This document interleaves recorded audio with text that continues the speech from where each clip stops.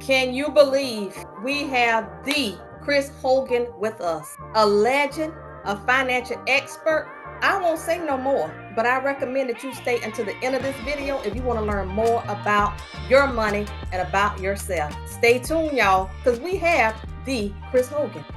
So Mr. Chris, can you please introduce yourself and give us a little background, because we are so happy to have you here today. So if you don't mind. Well, thank you all very, very much. My name's Chris Hogan. I am a little Kentucky boy, born and raised. Been here in Tennessee for over 25 years. Had the honor and privilege to work with Dave Ramsey for 15 years, traveling around the country, speaking on financial things, speaking on leadership, and honestly, just trying to help people reach their goals. So it is an absolute honor to be here with you all to have this conversation. Thank you for inviting me. Yes, and I have to tell the audience that we are truly honored and blessed, and we have so much gratitude that Chris said, yes, he is here for you and he's here for us. Yes. So stay tuned and listen to what he has to say. Yes, I agree. Right. Dive Okay. in. All right, Chris, we talking about money. That's all we talk about is money. And because you do have a history in banking, I want you to talk a little bit about people and their behaviors with money and debt. Well, you all are hitting on a topic that is very prevalent nowadays. This issue of learning how to deal with money, because money is simply a tool. And oftentimes as we grow up, we're not taught how to handle it. So we end up learning via trial and error, right? And we've all made errors, right? I mean, raise your hand if you made a money error, right? I got many of them. I got everything up. Because we have to learn those basics and learn how money works, because if you don't, money will end up using you. Oh, yes. I'll say that again. Money's a tool, but if you don't learn how it works, it'll end up using you. So I'm excited to be here with you guys to be able to help other people begin to think differently about how they interact with money. How do they view it? How do they use it? And how are they preparing for the future with it? Because it's something you're never done. You're either getting better or you're getting worse. Nothing ever stays the same. And so I want people to get better and finish up 2024 strong, but then at the same time, be the best financial self they've ever been in this upcoming year. Nice. So you know what, Chris? I like that. And you said something that really kind of resonates, right? To be better with money, right? Because we all want to be better with money. No matter how much money you make, whether it's a little bit, whether it's a lot, doesn't really matter. We all want to be better. So what advice would you give someone who's trying to be better with money, needs to be better with money? What advice would you give them? Oh man, that's a great question. I think first and foremost is to believe that you can. Okay. And I'm going to park here for a second. Believe that you can, because a lot of times when we start things and they don't go well, or we stop, or we hit a wall, then we start to believe we can't do it. Right. And so I want people to be very careful about the most powerful voice you can hear, and that's your own inner voice. Be careful of what you tell yourself. Right? If you tell yourself you're not good at money, I don't know how to handle it, or I'm not good at this, eventually you're going to convince yourself. And so what I want you to say is that I haven't done my best yet, but I'm focused and not finished. You all know my tagline. Yes. Focused and not finished. Right? Because I'm going to stay focused on doing better for myself, for my family, for the people that I love financially. And so because of that, I'm not finished. So even if I've not handled it well, what am I got to learn? Point two, learn new skills. Reach out to financial coaches like yourself. Sit down with people that know a little bit more than you, that can guide you, so you don't have to feel like you're on your own. I think pride gets in the way of people's progress. Oh, yes. That again. Pride can get in the way of your progress. So what I want you to do is put your pride in your pocket. Be willing to ask, be willing to learn and to listen, and watch what can happen. People can do, I've watched people make incredible changes, right? And so they can do it if they believe in themselves, have a positive outlook, and then get the right kind of help that they need. That's so good. But you said something so big at the beginning. How can someone tell if they are allowing money to use them? Yes. If you're out there, and again, we can come up with all kinds of dollar amounts, because to me, the money that you earn is simply money. Now, I want to park here for a second. Too many times, I think, in our society, we put our value in how much we make. Okay. Hmm. And that has nothing to do with it. The job that you're working pays you a salary, pays you an income. That's not what you're worth. That's what you make on that job. Right. So don't Right. look at your Mm, paycheck as your worth. mm. And so how do you money can use you? Because there's constant marketing out there for things for us to buy. Right. Hmm. There are always new ads out there to make you feel bad about your car. Right. And listen, they ain't gonna make me feel bad about my car. I got 143,000 miles on this paid off vehicle, and I'm gonna tell you, they can come up with a car that can microwave popcorn, park it. I still ain't gonna do it. Why? Because I'm not falling for the okey doke anymore. And that what I mean by that is let's learn from our past mistakes. Let's Hmm. learn from how did we not handle money well? Where do we get in trouble? And I'm gonna tell on myself here as we're coming up around on the holiday season, Oh, Christmas shopping. Ooh. Okay, yes. so Mhm. I'm about to get tactical on this with Christmas because too often times, and myself included, I can be out shopping for others, but I find some stuff for me. Okay, I get one for them and one for me, and the next Mhm. thing you know is you've jacked up your budget. So what I want you to do this holiday season is make a list of the people that you are going to shop for, right? And make that list of names. And then what I want you to do is to put a dollar amount on what you can afford to buy that person. How much can you spend this Christmas? And you break it down and you put a dollar amount by each person's name. Now, I'm saying this out loud because the amount or the size or the cost of the gift that you buy does not reflect your love. Okay. Right. It does not reflect your love. What it does is reflect the thought that you thought of them and you cared about them and you wanted to give them a little bit of something. Yes. So I don't want people getting wrapped up in that because people do more financial damage in December than Wow. the rest of the year combined. November and December is where people get into the most debt for the holidays. And why on earth would you put yourself in a hole before you kick off the new year, spend the new year trying to dig out, and then repeat the cycle? So, what I want to say is break the cycle. Break the cycle this very year. And if you don't have the money to buy for everybody, if you've got a big family like me, draw some names. Put all the adult names in a hat and everybody draw a name. You don't need to try to buy for everybody if you can't do it. And if you don't have the money to give gifts, there's so much you can give that's not associated with a dollar amount. For example, you can imagine for a single mom, babysitting is huge. So you could offer to babysit the kids one Saturday afternoon. You could, if you're a mechanic, offer to work on people's cars, right? You could go over and shovel their driveway, bring them a meal, make a certificate. There are all kinds of things you can do. Giving does not have to be physical. It doesn't have to be tangible. What it has to be is thoughtful. And when we do that, we can feel good about ourselves. So hold up. So I like that. So why do you think that we tie like giving to money? Why do you think that? Why? Because every time you give, like a gift or whatever the case Mhm. may be, you think it has to be tied to something that you go purchase instead Yeah. of making something thoughtful, like you said. Why do you think that's the case? That's just how our society is wired. We immediately think of giving associated with there's a cost. There's a cost to everything we give. We give attention. That costs us time, right? We can give of our talents. That costs us. And so too often times I think people are just quick to try to associate, man, I got to give something, I got to give a gift and it needs to be at this big dollar amount. No, it doesn't, right? I can tell you some of the most meaningful gifts in my life had nothing to do with the size of the gift. It was the thought behind it, right? And so Absolutely. I think it's just a cultural thing. We show Mm. these commercials of people giving someone a car with a big bow on it for Christmas. And lo and behold, they ain't talking nothing about a payment, right? You and I both know all them bows got a payment associated with them. Okay. Don't do that. Don't act like that. And so Mhm. every kiss begins with K, please. Okay. What we do is kick them to the curb.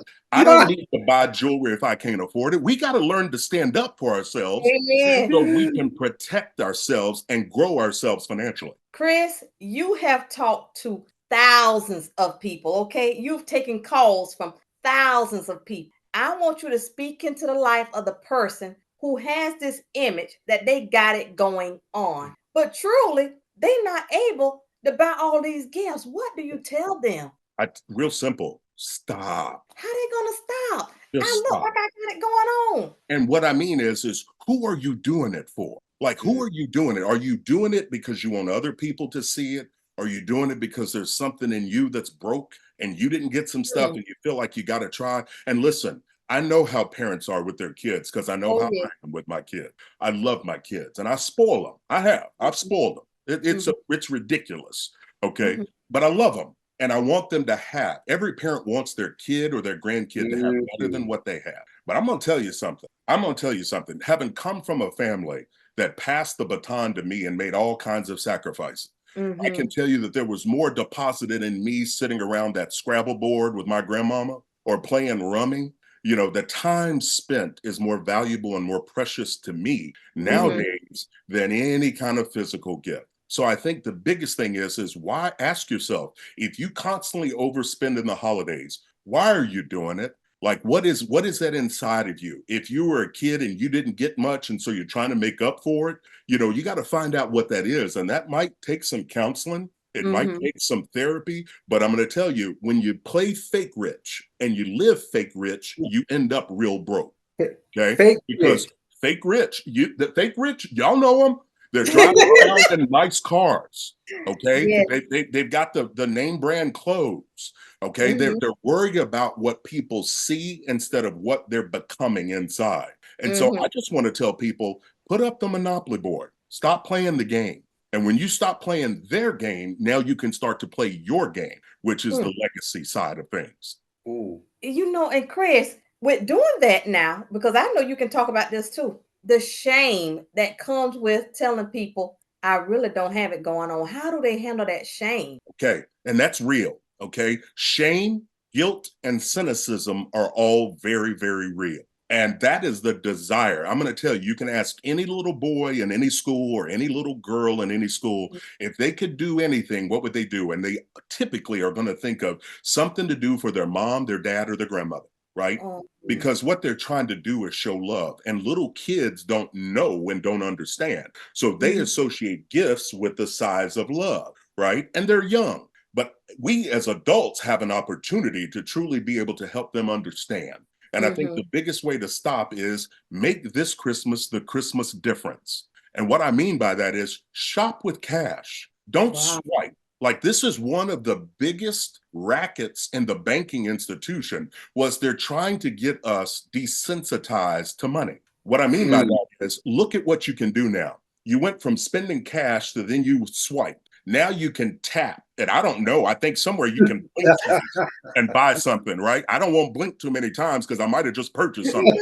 It's ridiculous because they know when you reach in your pocket and you pull out that Benjamin or that Grant, right, Mhm. that's spending. But when you swipe, when you tap, when you do all these things, it doesn't feel like spending to people. So I Right. would encourage people to take back their Christmas this year. Make this Christmas different. Make a list of people you're going to shop for, put a dollar amount, and go shop with cash. Go shop with cash and watch what happens. You're going to be more thoughtful, you're going to be more careful, and you're going to be more intentional with how you shop. Well, Chris, and that's funny you said credit cards, right? And the tap and the swipe and the insert and all that other stuff. Do you remember back like in the day when they didn't have credit cards, but they had like you could go in the store and you could use cash to put stuff on layaway? Do you remember that? Ah, That's you kind of better like believe wait. it. Yes. Listen, Mama Hogan used to put stuff on layaway back in the day.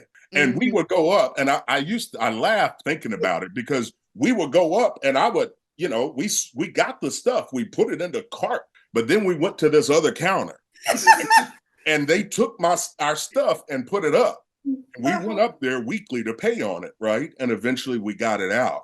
But I'm going to tell Mhm. you something that taught us the ability to be able to wait. Right. It taught us how to really slow down. And I think we would be better with that similar type of mentality, which is saving each month toward the holidays, and Mhm. not just shopping. We got to think the holidays as a whole can be a money sink. Right? If you're traveling to go see family, if you got family to come see you, your grocery bills, everything's going to go up. And so I want people to go into it with their eyes wide open and not be ashamed to say, I wanted to do a whole lot of stuff, but this year I just didn't have it. And so I'm doing what I can. and here's a gift. I thought of you. I love you. Or if you can't afford anything, what you could do is get a little note card and write on there 2 hours of free babysitting and sign it and tell them, I saw many things I wanted to get you, but I just didn't have the money this year. But what I can do is offer you this certificate for 2 hours of babysitting.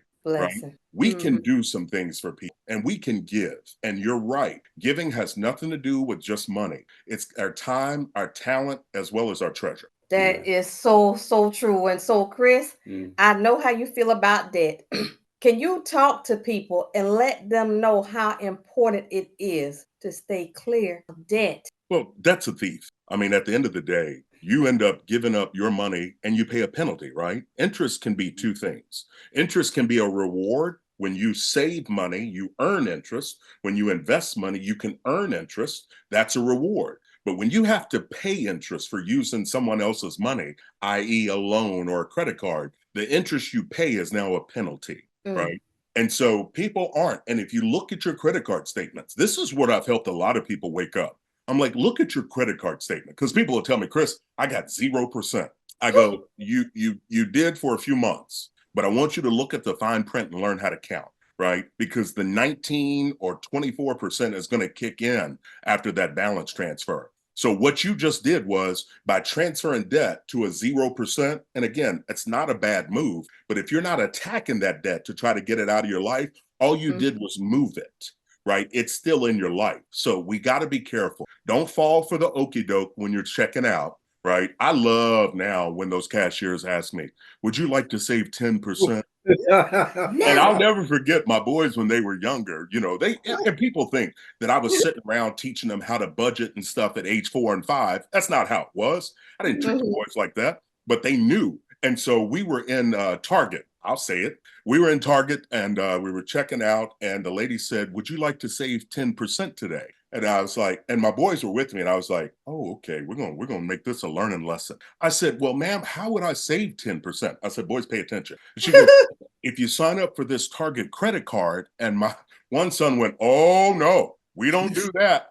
We don't do credit cards at the Hogan house. And the look on the woman's face, looking at this 9-10-year-old boy, she went, oh. I go, yeah, I teach them young. I go, no, ma'am. I said, I'm good not saving 10%. I said, because I don't want to pay the 24% that you're going to hit me with on that card in 2 weeks. And she just looked at me and she kind of put her head down. And I go, it's okay. I know it's part of your job. I said, that's why I left the banking industry, because I was having to push credit cards on people way too much. And I don't want to put an anchor around people's neck. I want to put hope in their hand. Ooh. Oh, Chris, you want to put hope in their hands. Yes. Big deal. So because you said that, if we have somebody listening, they have children, can you just give them a little bit of tidbits on what they can do to teach their children young so they'll know what to say when they hear the cashier say? You know what? Talk to them about it. Like, have a conversation. I mean, Lord have mercy. We talk to our kids about the birds and the bees. Don't hit, like, be nice. Well, let's teach them about this tool. Let's teach them about money. And you can teach them tangible ways with their allowance. Pay them in cash. Help them to understand that they're going to have a spend, a save, and a give envelope, and have them do it. I'm going to tell you right now, I'll never forget when my boys would take their give envelope to church and put the money in the offering. The look of, they were proud. You talked about shame. I'm going to tell you the most powerful thing that you could get to help with shame is to be proud of what you're doing and who you're becoming. And so I say, just talk with them. Don't give them an economics lesson. Like, don't do that. But when you're going out and they're wanting to buy something, let them buy with their money. Talk with them. Help them to understand that, hey, delayed gratification is a good thing on the financial side. And just have conversations with them. Help them understand what's going on. I think the more, and they'll ask questions. They're going to talk about it. They're going to ask you things and guide them every step of the way. So go ahead. I know you got one. I know I can see it in your face. Go ahead. Because I'm like, one thing, like something that stayed with me now, because sometimes I even mention it to my husband that I used to hear you talk about how you want to sit on the porch, with your white socks on, pull up to your knees. Big Pop. Boys. Big Pop, yes. Yes, Big Pop. I just want you to use that, because like even now, like if I had not heard you say that, I don't think we would be planning now that hopefully in the future we'll be able to take our Whole family, family, yeah. our whole family on a Absolutely. trip, Yeah. because Absolutely. I never thought about it that way. So I just want you to bless someone else with that, because I promise you, there's no way Yeah. that would even be a part of our psyche had I not Yeah. heard you Yeah, say that. because you said that. Yeah. Yeah. Well, I tell you, I want to encourage people. I think the first thing to do when you start to think about your financial journey and what you want to do, and you start dreaming, I want people to tap into what's the thing that you would love to do. Is it to buy your mom a car? Is it to take the family on the trip? I don't care what it is, but I really want you to start to give it thought. Don't start to try to figure out how much it's going to cost and all that. Yeah. Right now, what I want you to do is let that dream just kind of marinate. I want you to really think about it. Then what I did is I went back and I got the photo album, and I was Wow. looking at my grandfather and my grandmother, right? My great grandfather, my great grandmother. And I started to realize how blessed and fortunate I am to be living in this time Mm-hmm. versus the times that they went through. You Oh hear me? yes. Okay. Oh yes.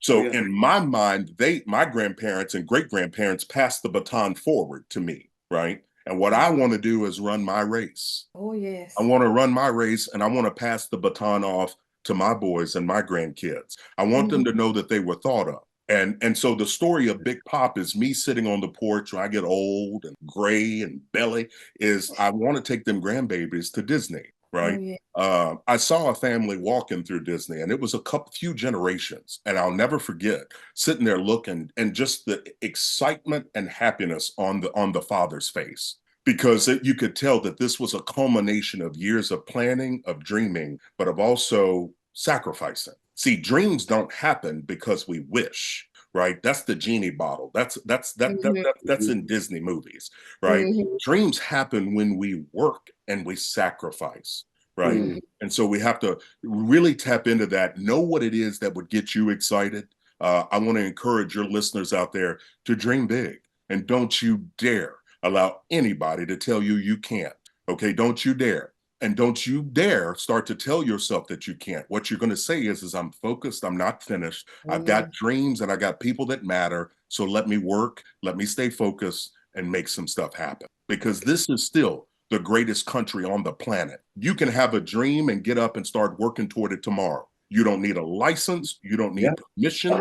You just have to dream. You don't need a permission slip. We all remember those back in the day, grade Yeah. school, went on field Mhm. trips and stuff. Mom and dad didn't sign that field trip permission slip, you weren't going. That's Nowhere. right. What I want people to do is give yourself permission this day to start to be better than you've ever been financially. Give yourself permission to dream. Give yourself permission to work hard. Give yourself permission to tell yourself no, right? No, I'm not going to do that. I don't need them pair of shoes. They're cool, they're nice, but I don't need them. I don't need a car to park itself. I'm not that tired. I can park this car, right? And I want people to really dig in and look at it and get real with themselves. Because if you play the okey doke, you get okey doke. And what I mean by that is playing the game, playing the debt game, they're going to get you, right? They make billions of dollars a year. They spend billions of dollars a year trying to figure out how to get better, how to get sneaky. And so what we have to do is spend the time and energy to get smarter so we can defend ourselves. So Chris,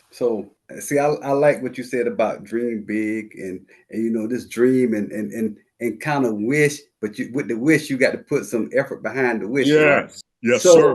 So what if someone has been beat up so bad with their financial life? They just made bad choices. They just was beat up and they looking at us and saying, you know what? I hear what he's saying, but I've been beat up so bad. How do I go about getting back on path or even getting back on course to think better to even get to the point of dreaming again? Yes, What sir.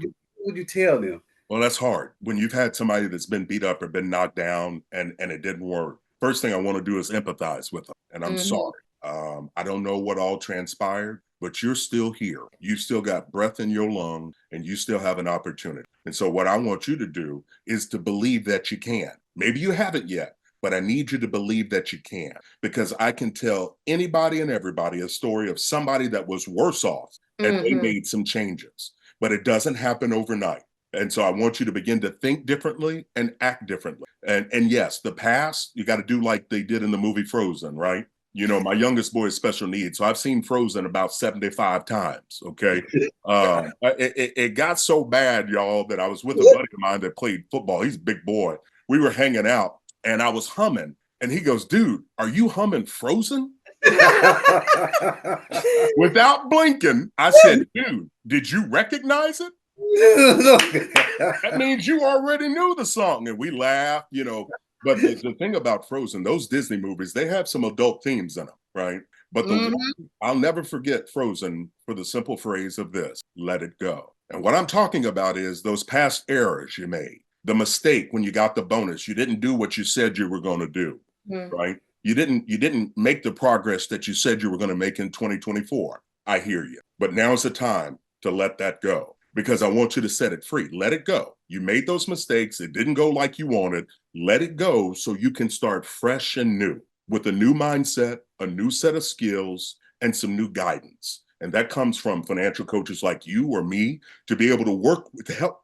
We do this, right? When you want to get in shape, you go get to a personal trainer, right? You can buy weights and work out at home, or you can join a gym. You got so many options to get in shape. The same can be said financially. You can get a personal financial coach, somebody that can guide you. You still got to do the work, but they're there with you to kind of spot you and give you encouragement. You can go to the library and check out some books. You can read online. Information is out there. We just have to make some decisions. Yeah, and some big decisions. And so, like, leaning off of that, if we have a couple, Chris used to talk about the dream meeting. Can you talk to the couple about a dream meeting? Because I'm telling you, depending on where you come from, there's a lot of things that we don't know. That's right. So, well, the dream meeting, this was in my first book, Retire Inspired, that came out in 2016. I encourage people to think about what they want their retirement dream to look like. Like, because we all are wired different, right? Everybody's wired different. And yes, you might be a couple, but individually, you both have some dreams. And you might have some things that you've not spoken out loud because you're a little bit ashamed, or you think it's not something you can reach. With your spouse, I want you to talk about that. And I want each spouse to talk about their dream. Then we can begin to look at planning and formulating. But put the kids in bed, sit down at the table, and just talk about, hey, if I could do anything, this is what I'd want to do. And people end up telling me they either want to travel, they want to start a business, they want to spend time with family, they want to give and bless other people, or they just want to be able to volunteer, right? People have that dream inside.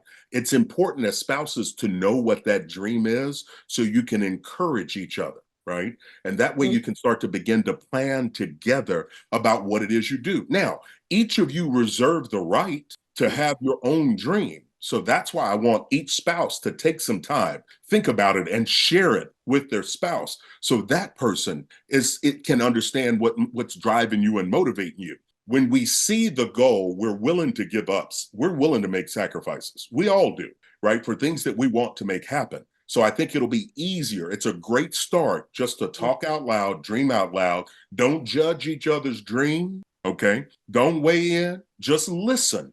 And then figure out, okay, what's the next step after that? You got any more questions for him? Because look, Chris, I'm always the one that be popping these questions, right? Go ahead. And so, like some of our listeners may not have been exposed to the gifting that God has given you. And so you've said like several things over the years that has blessed me and my husband.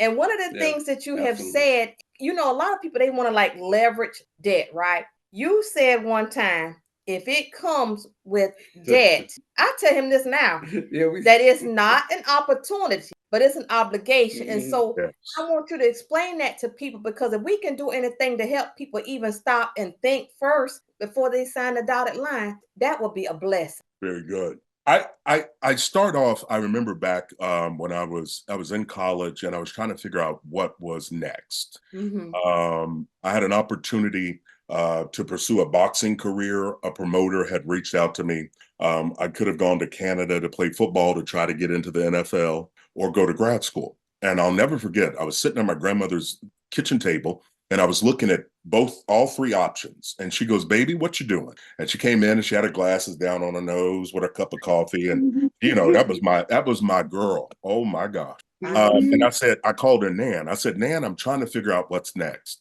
And she said, "Baby, tell me about it." So I told her about each one. And she sat and listened to me for about 20 minutes. And then she said, well, honey, what you have to do is grab the opportunity and avoid the chance. And she grabbed her cup of coffee and rolled on about the kitchen.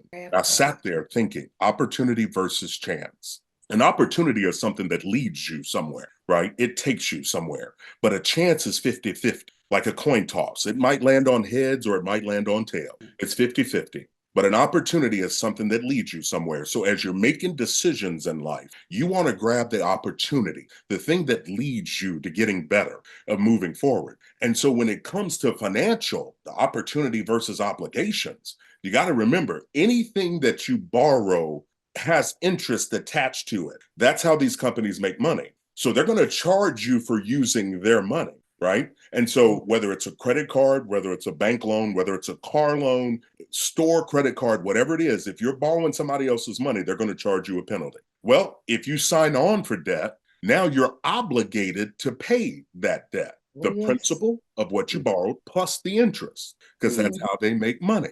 And so when you're thinking about these things, I just tell people, I don't make big purchases fast. Matter of fact, if it's over $300-400, I slow down and I'm thinking about it for a few days. I actually take the amount of time based on the proportionate size of the dollar amount. And so I don't I don't care how good the deal is. I don't care how, because I told people, I educate them, I go, listen, you know how hard it's easy to put a sale sign up in the store. It's easy to mark something up 50% and then drop it down 25% and show people them number differences. And we justify it that, oh, this is a good deal. It ain't a good deal unless you have the cash to be able to pay for it. So learn how to say no. Or as I told my one buddy who buys a new vehicle every year, he swears to me he's not going to. Matter of fact, we made $1,000 bet. $1,000 bet a few years ago. He goes, Hogan, I'm not buying another vehicle this year. I said, I bet you $1,000 you do. I said, I bet you. I said, matter of fact, I know you will by March. He goes, $1,000. I said, all right. Sure enough, we meet for lunch in February. He puts an envelope on the table. I go, what's that? He goes, your money. I said, did you buy another truck? He goes, yeah, I did. And get this, truck payment, $1,200 a month. Mortgage. $1,200 a month on a depreciating asset. So hear me with this with cars. And I'm not just picking on cars. I pick on everything. Anything that's against your dreams, I'll pick on it. Because what we have to understand is vehicles are depreciating assets. That means as soon as you drive off the lot, it's losing value. You could take that car home for 48 hours and bring it back to the lot, and I guarantee you it will be down $2,000 to $3,000. So don't spend big money on something that's not going to appreciate, which means to go up in value. Cars depreciate. They come out with new models each year, so yours is worth less and less. So don't get caught up in the cycle anymore. What I want people to do is really be honest with themselves. The job of a vehicle is to get you from point A to point B. Yes. Right. That's it. And so if you got a paid off car, don't go even looking at vehicles. Don't go looking, because I tell people, most people's looking is also buying, right? Right.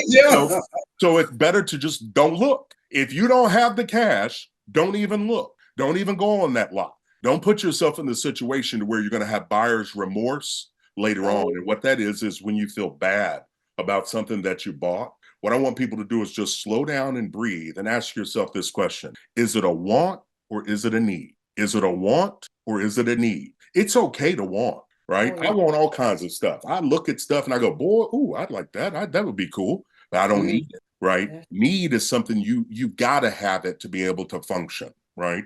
And so if we can just slow down and look at that and identify it, then we can start to get smarter about how we're handling money, but more importantly, how we relate with money. We can get better. I know it. I've seen it. Yes, we can get better. Do you have a burning question? Because I got one more. I can't let him go. Well, go ahead then, because I want to make sure you get it all in. Yeah, because Chris, a lot of our audience are like millennial men, and they are risk takers. Yes, they are. They trying to get the money quick. I know what your thoughts were about Bitcoin. What are your thoughts today about Bitcoin? Oh, yes. Great question. Great question. Well, the whole crypto side of things, that game has changed, right? It is something that is going to be around. It's not going to go away. Matter of fact, the government is looking into how to come up with their own version of it. I'm going to treat Bitcoin like I would treat gold or silver. And what I mean by that is if you are financially set, right, you're working the plan, you've got money put away, your future is secure, you know you're good. If that's the case and you want to buy a little bit of gold or you want to buy a little bit of silver or you want to buy a little bit of Bitcoin, so be it. Go do that. But just don't go all in. Don't do that. But don't do it if you don't understand how it works. So you need to do some research. And I've done a lot of research on this. And so if people want to put their toe in the water, like I said, if you're financially secure, right? I didn't say if you got 50,000 in credit card debt and 3 car loans, you better not look at a Bitcoin. You go do some bit work is what you want to clean that up. Right. But it's a thing. It's not going anywhere. I just caution people to be careful, especially with all the meme coins and NFTs and things that are out there. You really want to slow down and understand, what am I dealing with? What could it become later? Right? Am I doing this as a hobby or am I doing it for my future? If you're doing it for your future, then I want you to stick with tried and true things, tried and true investment tools where you can research it, you can look at it, and you can know what's going on. Okay. Nice advice. All right. Nice Thank you for that advice, Chris. Nice. So, Chris, you got Yes, another sir. question? Well, what I do 'Cause- want to say to Chris is because let me see how we'll do it first, because we are going to respect your time. Yes, that's But right. you had a son, Brock. He was 17. I've heard you talk about your boys many, many times, and we will get to him. But if you have someone that may have lost a loved one, maybe going through a divorce, and maybe they came into a settlement or whatever, and they are just going crazy, like with spending money, I just need you to give some encouragement to someone who's gone through a loss and they just want money. Yeah. Well, I can tell you, having walked through the loss, I lost my mom, Mama Hogan. Then a year later, I lost my son. And it has been devastating, to be honest with you. It's one of those things I want you to make sure that you reach out. If you're dealing with a loss, a divorce, or a change in your life and things are tough, don't stay by yourself. It's natural human nature to want to shield yourself and close off, but I want you to get plugged in with a counselor, get plugged in with some good friends, get some people around you that love you enough to check in and check up on you, and be open. I would tell the people who are friends or family members of someone who's dealt with a loss is let them navigate. You check in and check up on them. And that might be via text or a phone call, or go by and just see them, take them to lunch. You don't have to talk about the loss. You can just be in their presence. People can feel love. People know when people care. And so people are going through tough times right now. And so if you're out there and you've had a loss, just hold on. I don't know how you make it through for people that don't have faith. I really don't. And my Lord and Savior has been so good to me. And I tell people, I know somebody that can help everybody. Oh, yes. Oh, yes. And if you don't know him, I just need you to call him because he's available. His line is never busy, and he loves you. He ain't mad at you. He forgave you whenever you did what you did. And there's a lot of questions we won't get answered this side of heaven. Oh, yes. You just have to just say, Lord, you're in control. I trust you. I love you. Help me get through this. And that was a prayer that I prayed daily.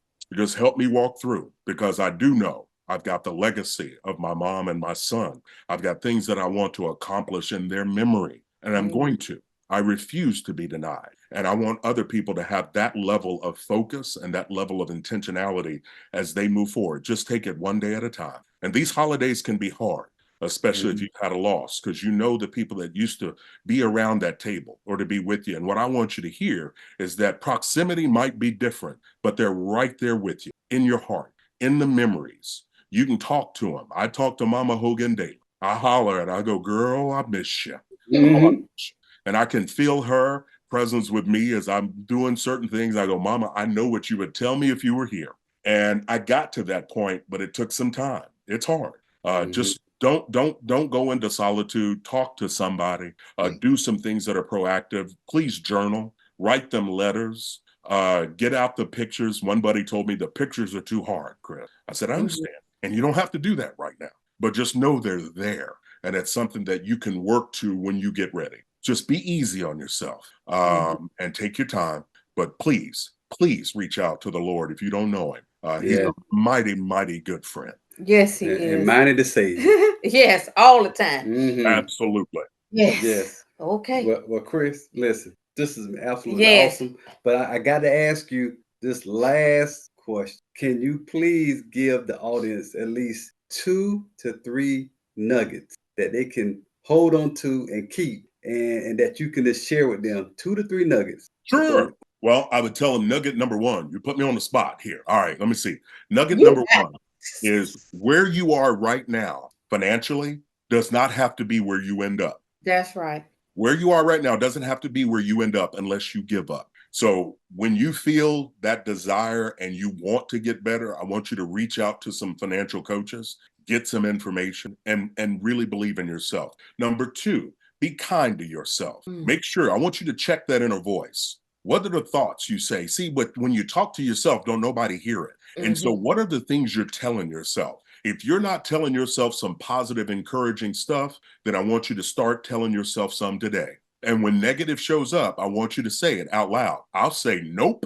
When Satan tries to show up and mess with me, I say, nope.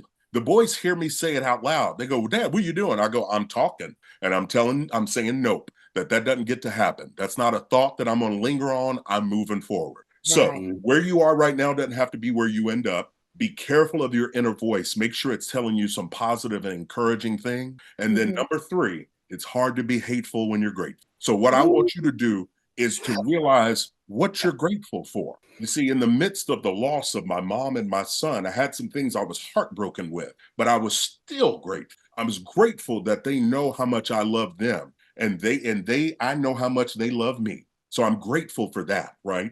And so it's hard to be hateful when you're grateful. So when you get up and you start your day, I want you to find some things to be grateful for. Even if it's just you got to be grateful that you woke up with breath in your lung, because you have an opportunity to get better if you don't quit. I thought you said he put you on the spot. He did not put you on the spot, He Chris. put me on the spot. I wasn't ready. I had to think real fast. But listen, I appreciate you all. And I want people to know out there, if they want to get in touch with me, they can find me on social media at Coach Hogan. I'm on LinkedIn. You can find me there, Chris Hogan there, Coach Hogan on Instagram and all those social media things. But I'd love to stay connected with you guys as well as your listeners. I got a lot of good stuff coming in 2025. I'm working on a couple of books that I'm excited about, but also some events. And so if your listeners are out there and your company is looking to do a financial event and you want some more training on this stuff, reach out to me. Send me a message via LinkedIn or on Instagram. I'd love to talk with you. I'm in the business of helping people, and I'm excited to do that. Chris, well, thank you so much. And then don't forget your beautiful website. Tell them your website too. Yes, they can go to CoachHogan.com. And that way they can find out all things that I'm working on. But I'm excited for this upcoming year. There's been a lot of stuff I've been working on. Some courses are going to be coming out. A book will definitely be coming out next year. Probably in the latter part of the year. But I'm just really excited to be able to decide what I'm doing and when I'm working on it. And so I'm helping some startups as well. So if you got a business idea or you're working in it and you need some guidance, look me up. I'm available to help. Yes, and you are such a very kind and humble person. Like, even though you are Chris Hogan, you still are just so kind and humble. So I just want to tell you from the bottom of our hearts, Chris, if we could, we'll give you one of them big bear hugs. So well, thank you so much for doing the Money Talk, and we look forward to bringing you back in 2025. I look forward to coming back. Thank you, guys, and I wish you all well.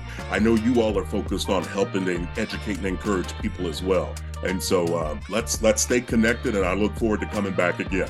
Okay, thank you so much, Chris. Thank you all.